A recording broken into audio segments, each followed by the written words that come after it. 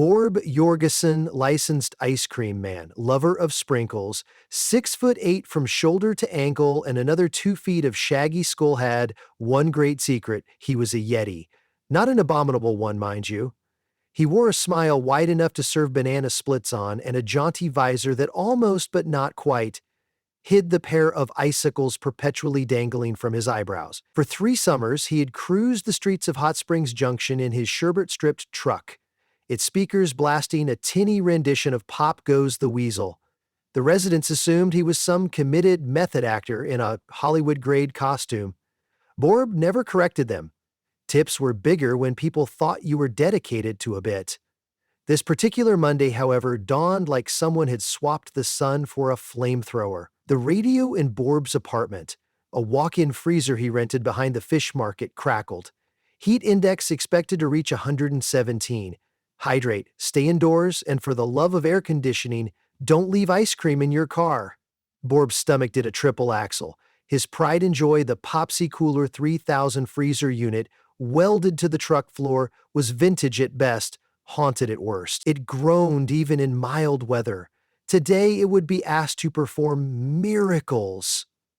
He slid on mittens knitted from leftover snowball yarn, crammed 24 bags of emergency dry ice into a cooler, and stomped outside. Heat slapped him like a rolled-up newspaper. Steam rose off the asphalt. The Popsy Cooler was already wheezing. Its compressor sounded like a penguin with bronchitis. Borb performed the sacred ritual of percussive maintenance: 3 kicks to the left panel, 1 headbutt to the thermostat, then repeated his daily affirmation: I am chill. I am literally chill. By 10 a.m., the truck rolled through Maple Street, bells jingling, kids popped out of sprinklers, parents waved debit cards like surrender flags, and Mr. Fudgewick, the rival ice cream vendor who distributed melted soft serve from a suspiciously warm van, glared from across the intersection. Fudgewick's secret weapon was volume. Sell it fast before it liquefied. Borb's weapon was quality. Triple-filtered glacier water, heirloom cocoa, and personal grooming standards so icy that his hair could double as dessert topping. The showdown would have been epic if the pavement had not simultaneously threatened to swallow them both like caramel in a sundae. "Yo, Fuzzy!" Fudgewick shouted. "Your suit's gonna turn into a shag carpet sauna!" Borb flashed a canines and curtsy grin. "Not if my freezer holds. How's your, refrigeration these days?" Fudgewick Van emitted a noise like a deflating balloon. Conversation over. Customers flocked to Borb's service window. He scooped, he sprinkled, he whistled, yet he kept one eye on the thermometer buried in a tub of mint avalanche. 95 degrees when he left the freezer, 98 by the first sale, 102 by the time little Lila Gutierrez requested a triple cone with extra stalactites. Borb knew stalactites were naturally occurring in caves, not ice cream, but he shaved a curl off his eyebrow icicle just to maintain the illusion. The girl beamed. Borb sweated. The Popsy Cooler hiccuped ominously. At 11:30, the first catastrophe struck. A family reunion, 35 red-faced relatives wearing matching shirts that read "Keepin' It Chill Since 1984, flagged him down in Juniper Park. Borb was thrilled, until every cousin ordered something different: rocket pops, cookie dough sandwiches, vegan snowballs, neon slushies. He dug through the racks faster than a raccoon in a vending machine. The freezer door hung open for a total of 41 seconds, an eternity in Yeti minutes. When he slammed it shut, a wave of warm air puffed out like a dragon's burp. "Everything okay in there, big guy?" Aunt Phyllis asked, fanning herself with the frisbee. "Never better," Borb lied, wondering whether denial could physically lower temperature. He handed out the last cone, slammed the window, and inspected the damage. The rocket pop box was sagging, the fudge bars sweated chocolate tears, a single pint of cherry glacier had detonated, painting the interior a ghastly pink. Borb slapped on a smile as brittle as frostbite and whispered to the freezer, "Hold it together, buddy. We've weathered blizzards, garage sales, and that one seance your previous owner hosted. We can survive July." The freezer responded by shutting off with a noise reminiscent of a tuba falling down the stairs. Panic set off the Yeti version of flight or fight, which involved frantic humming of the nutcracker and flapping arms big enough to shade Nebraska. Borb yanked open the maintenance hatch. The compressor motor was hotter than a lava lamp in a tanning bed. He dumped half his dry ice inside. White fog billowed from the vents, giving the illusion of victory. Then gravity reminded him that fog rises. The cold clung stubbornly to the ceiling of the truck while the ice cream lay below, stewing like chowder. "Oi," Borb muttered, cheeks drooping. "This is why Yetis live on mountains, not cul-de-sacs." A chirpy ringtone, "Let it snow," in Glockenspiel announced a text from Truck Boss, a KK Linda, human friend, and owner of the fleet. "Here, rumor freezer issues all truck report to depot 2 p.m. for inspection." Borb pictured the inspection. Clipboards, acerbic remarks, maybe a hairdryer to check resilience. If he arrived with 70 gallons of melted goo, he'd be demoted to handing out condiment packets at the county fair. He needed solutions. Big, frosty, last-minute solutions. First thought, find more dry ice. He consulted his phone. The nearest supplier was Arctic Aid, 2 miles away across downtown traffic, currently molten enough to grill steak.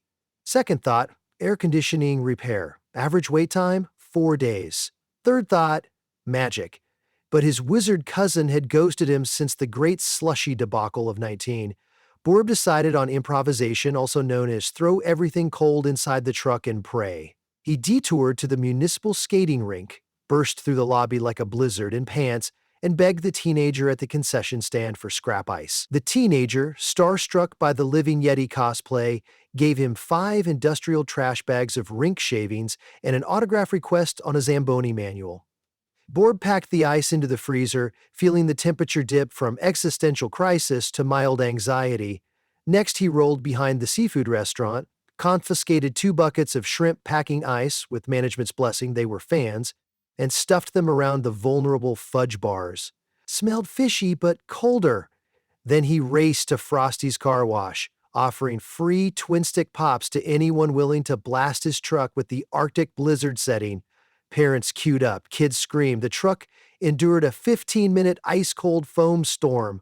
Water dripped off Borb's fur, instantly evaporating in the heat, creating a personal cumulonimbus cloud above his head. He felt heroically ridiculous. By 1:30, Borb was halfway to the depot, praying to every snow deity in the Himalayan pantheon. He cracked open the freezer. Thermometer said 40 degrees. Too warm by food safety regs, but arguably still ice creamy if you squinted. He needed 10 degrees lower in 30 minutes. That's when inspiration struck him with the force of a polar vortex. Use the heat wave itself. Heat rose, cold sank, which meant if he could create a negative pressure draft, maybe the hot air would suck itself out of the freezer. Borb rummaged in the glove compartment, retrieving a roll of duct tape, a souvenir snow shovel, and a USB desk fan shaped like a penguin holding maracas. MacGyver would have wept. He duct-taped the fan inside the freezer ceiling, angled downward and wired it to the truck's battery. Then he cracked open the floor drain, letting warm meltwater splash the roadway. Hot air drifted upward, met the fan, and whooshed out the hatch like it owed money. Freezer temp, 36 degrees. Promising. Borb increased airflow by opening the opposite hatch, creating a cross breeze. For extra oomph, he shoveled the rink shavings into a slurry, spreading it over the racks like countertop frosting. Freezer temp, 34. He was so ecstatic he almost didn't notice Mr. Fudgewig tailgating him on his left flank. The man's van, paint peeling, had a new sign. Colder than the competition. Steam puffed from the grill where a portable generator coughed pitifully. Fudgewig rolled down his window. "Your fur's looking frizzy, Frostbite. Give up and let a professional handle summer." "Professional what?" "Soup sales," Borb retorted, then instantly regretted wasting precious chill on sarcasm. They reached a stoplight. Fudgewig revved menacingly. Borb revved back, which sounded less menacing because his engine was half covered in shaved ice. Suddenly, Fudgewig's van lurched, rear doors clanging open. A tidal wave of melted soft serve cascaded out, dousing the crosswalk in sugary mud. The van's generator wheezed, sparks flying, then died with a sigh.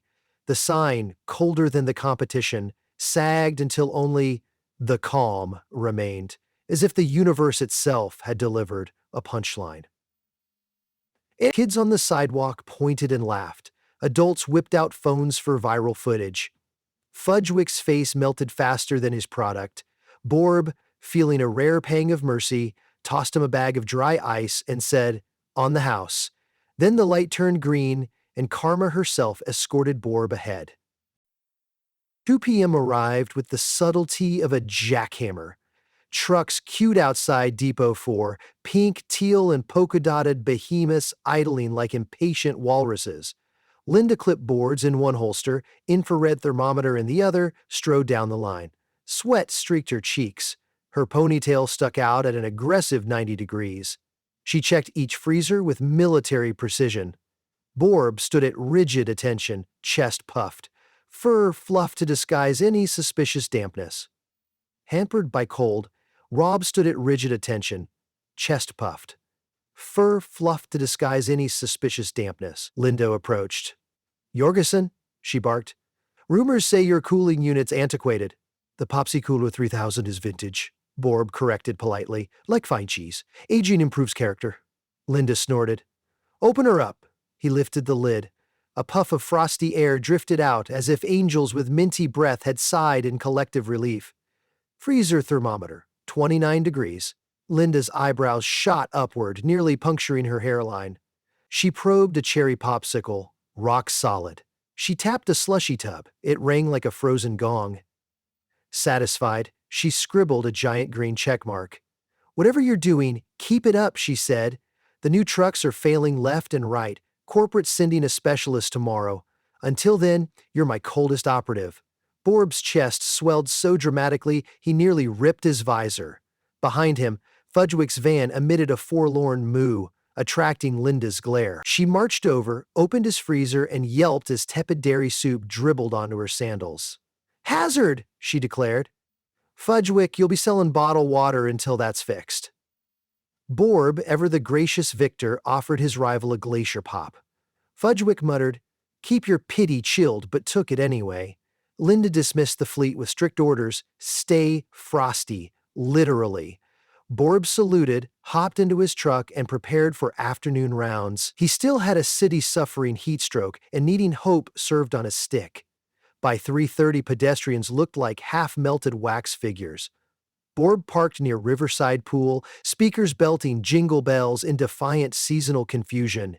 He served treats and iced towels, fielded compliments. "Nice cosplay," and curiosities. "Do Yetis have SPF?" Between sales, he maintained his homemade ventilation contraption, occasionally sprinkling more rink shavings into the freezer like a chef seasoning stew. News vans arrived, tipped off by social media, local Yeti delivering relief amid record heat. A reporter thrust a mic at him. "Sir, how do you keep your cool in weather like this?" Borb winked.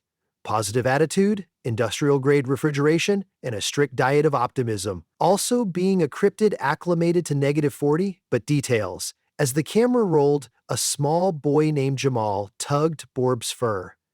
"Mr. Yeti, my grandma's air conditioner broke. She can't leave the house. Can you bring her ice cream?" Of course Borb could.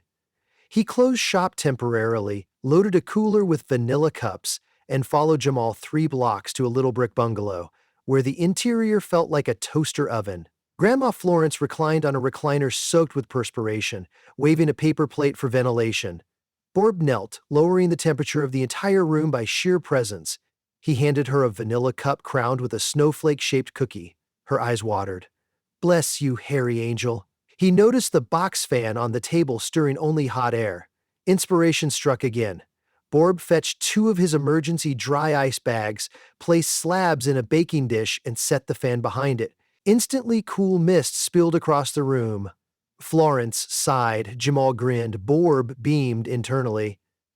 Maybe being a Yeti in a heat wave had perks. Back in the truck around 5, Borb braced for the home stretch. The freezer, surprisingly, still held at 30 degrees. Dry ice reserves low, but serviceable. He decided every unused blast of cold should serve the public. That's when he launched Operation Blizzard Drive-By. He positioned the floor drain pipe outward, allowing chilled meltwater vapor to trail behind the truck. As he cruised Main Street, it created a wake of refreshing mist. Kids chased after him like he was a mythical water park on wheels. Adults jogged through the vapor, emerging giggling and briefly comfortable. Someone started chanting, "Yeti, Yeti, Yeti," because humans love a hype train, especially when it's refrigerated. At 7 p.m., the sun finally surrendered, sinking behind western hills. Temperatures slipped below triple digits, cicadas sang, relief spread like blueberry ripple. Borb parked at Sunset Overlook to take inventory. Rocket Pops, 22 remaining, pristine. Cookie dough sandwiches, 18. Firm, vegan snowballs. A bit slushy around the edges but salvageable with marketing. Call them soft-serve snow. He leaned against the truck, watching sky colors melt from orange sherbet to blackberry sorbet. A day that began with doom rummaging through his freezer had ended with community cooled, rival humbled, and self-confidence at record highs. His phone buzzed. A new review on the local foodie app read, "The chillest experience literally. Ice cream so cold it survived the apocalypse heat. Also, the vendor is a 9-foot Yeti who gives free snow vibes. 10/10 would frostbite again." Borb chuckled, fur rustling like a soft blanket. He pulled out a notebook labeled Future Improvements. Under today's date, he wrote, 1. Invent bigger freezer or portable glacier. 2. Train penguins as assistants ask aquarium. 3. Patent ice mist drive-by feature. 4. Remember to buy more dry ice before forecast says welcome to the sun. Lights twinkled over town. Borb fired up the engine for one last delivery circuit because somewhere, someone still needed a cone with extra stalactites. As he merged onto Elm, a gentle breeze ruffled his visor. For the first time all day, it wasn't hotter than dragon breath. He laughed, a deep, resonant sound that turned nearby streetlights frosty for a second. Tomorrow could bring new heat records, malfunctioning compressors, or unexpected health inspections, but Borb felt ready. After all, he was a creature forged in ice, armed with duct tape, optimism, and a Popsy Cooler 3000 that, like him, stubbornly refused to melt under pressure. And in Hot Springs Junction, that made him the coolest guy in town, both figuratively and, as the temperature readout in his truck now boasted, a glorious 28, F literally.